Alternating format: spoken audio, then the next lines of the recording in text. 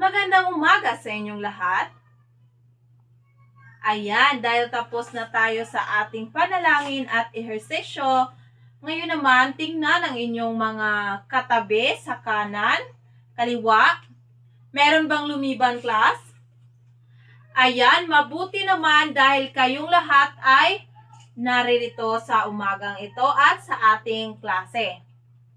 Kaya't ako'y nagaganyak na kayo'y naririto upang matuto na naman sa bago nating topiko sa umagang ito.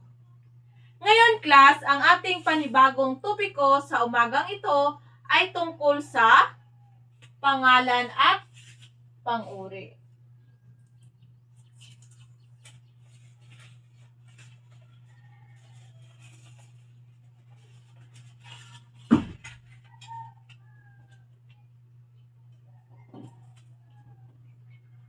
Ayan. Basahin ng sabay-sabay, pangalan at panaguri. Ayan, class. Ngunit bago natin yan tatalakayin, magpapakilala muna ako sa inyo. Ako nga pala si Ginang Danica M. Kadusali, ang inyong magiging guro sa umagang ito. Bago natin yan tatalakayin, meron tayong 3 layunin na dapat natin makamit sa pagkatapos ng ating talakayan.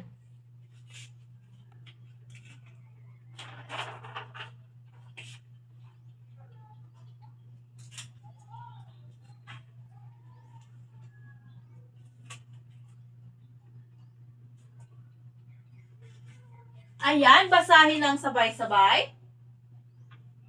Ayan. Meron tayong 3 layunin na dapat nating makamit o inaasahan pagkatapos ng ating klase. Meron ba kayong mga ideya kung ano ang pangalan at panaguri? Sige, Elijah. Sino pa? Sige, Sorosa. May gusto ba bang dumaragdag? Sige, Lindayaw. Ayan, ang inyong mga ibinahaging ideya ay ating niyang malalaman kung tama nga ba pagkatapos ng ating talakayan. Kaya ngayon, atin nang bubuksan kung ano nga ba ang pangalan at panaguri.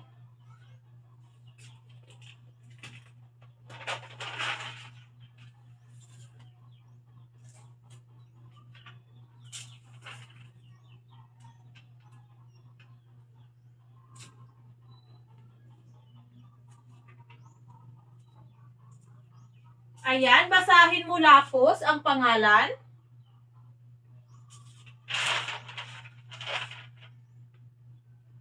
Ayan, ang pangalan, class, ito ay ang ngalan ng tao, hayop, bagay, lugar o pangyayari.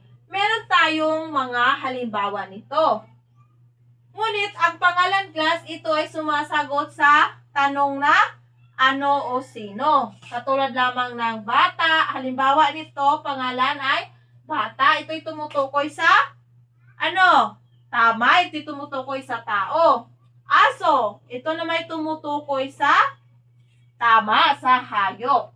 Ang pangatlo ay paaralan. Ito'y tumutukoy sa isang bagay. At ang Iloilo, ito naman tumutukoy sa lugar. At ang pag-ibig, ito ay tumutukoy sa pangyayari.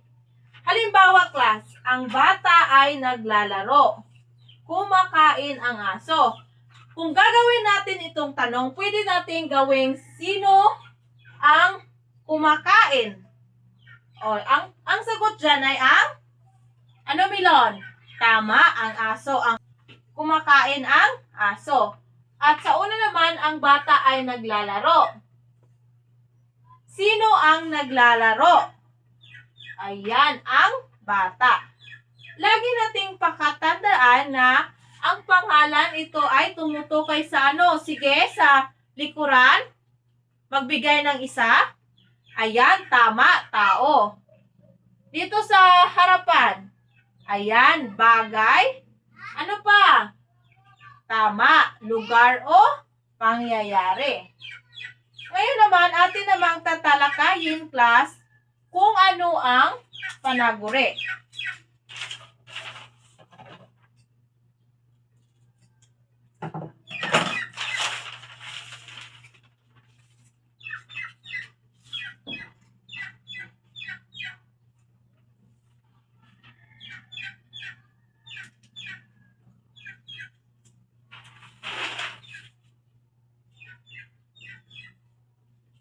Ayan, basahin mo, Viray. Ayan. Pag sinabi natin namang class panaguri, ito ay ang salitang naglalarawan sa pangalan. Sumasagot sa tanong na ano ang itsura, ilan o anong uri. Halimbawa sa panaguri ay maganda, malaki, mabilis, tatlo, masaya. Halimbawa sa pangungusap. Ayan, basahin mo, Banyel. Ayan, ang magandang bata ay kumakanta. Saan dito ang panaguri? Sige, sagutan mo, dagunan. Ayan, tama ba, Didal? Tama. Ang panaguri dito sa pangungusap na ito ay ang maganda. Ito ay tumutukoy sa itsura. At ang pangalawang pangungusap naman ay may 3 aso sa bakuran. Saan dito ang panaguri, Marcosa? Ayan, tama ba, Dikon? Tama. Ang panaguri sa pangungusap na ito ay may 3 aso sa bakuran ay ang 3. Ito ay tumutukoy sa ilan. Ano pa? Sino ang makapagbibigay ng ibang halimbawa? Ayan, tama, si Rosa. Mabilis tumakbo ang aso. Saan dito ang panaguri, Lindayaw? Ayan, tama, mabilis. Sino pa ang gustong magbigay? O sige, Marisa? Ayan, tama. Malaki ang bahay ni na Viray. Sino pang gustong dumagdag? O sige, Ilom. Ayan. Masaya ang tahanan na kasama ang buong pamilya. Ano dito ang panaguri? Ayan, tama, masaya. Sa ulitin class, ano nga ulit ang pangalan? Sa likurang bahagi, sabihin kung ano ang pangalan. Tama, ito'y tumutukoy sa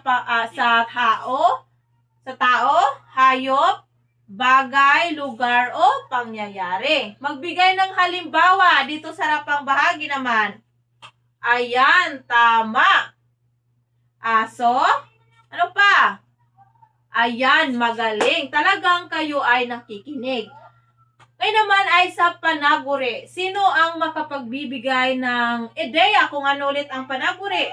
Ayan, tama. Ito ay tumutukoy sa o naglalarawan sa salitang pangalan. Ngayon naman, magbigay ng halimbawa. Ayan, tama. Talagang kayo ay nakikinig lang. Talaga bang kayo ay may natutunan? Kung ganun ay bigyan ng inyong sarili ng 5 palakpak.